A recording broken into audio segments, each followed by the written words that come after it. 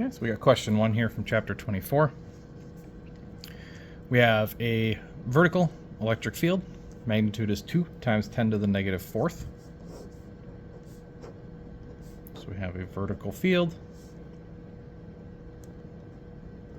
2 times 10 to, 2 times 10 to the positive 4th is the magnitude of the electric field.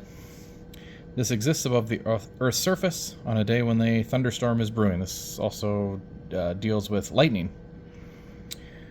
A car with a rectangular size of 6 meters by 3 meters, is traveling along a dry gravel road.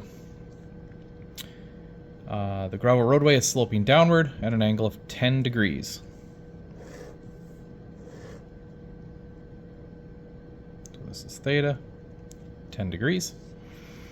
And that's where our car lies.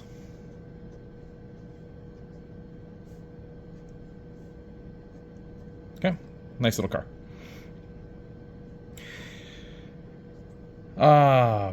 Determine the electric flux through the bottom of the car.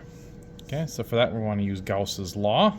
If I look at the car here, the length of the car here is 6 meters. The width of the car here would be 3 meters. Okay.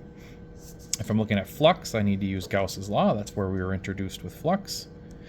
I'll have a closed integral of E dot dA. Both of these are vectors. That would be equal to the amount of charge that's enclosed in that over epsilon naught.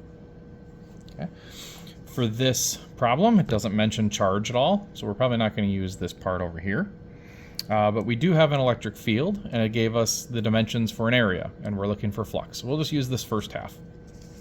Okay, the amount of flux, that's what we're looking for, should depend on this integral. If I can make E constant, which it is in the picture, okay, we have a vertical field with its solid magnitude. It doesn't seem to change there. It doesn't indicate anything. It's not dependent on distance, so E would be constant. We can pull that out of the integral. So I'm going to put it over to 2 times 10 to the 4th over on this side. And then we would just have the integral over the total area. Now it gave us the total area as being 6 by 3. But this is a dot product.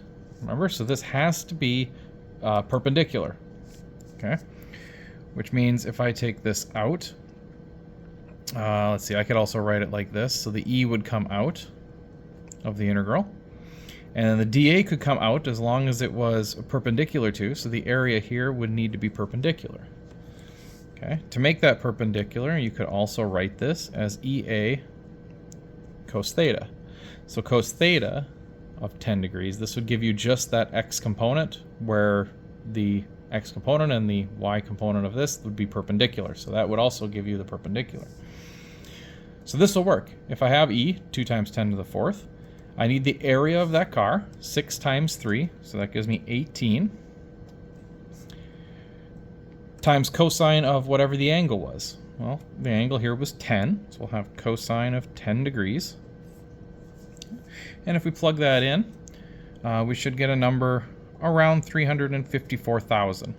So one of the solutions was 354 kilonewtons per coulomb, or you could solve it out as 354,530 is I think what my math program gave me, newtons per coulomb. Both are equivalent, okay, which is the answer that we get for the flux. Okay, for the units, Newton meter squared per coulomb, it is a electric field times an area. So the electric field is newtons per coulomb, area is meters squared. So we need Newton meter squared per coulomb, and that's how we get the answer up here.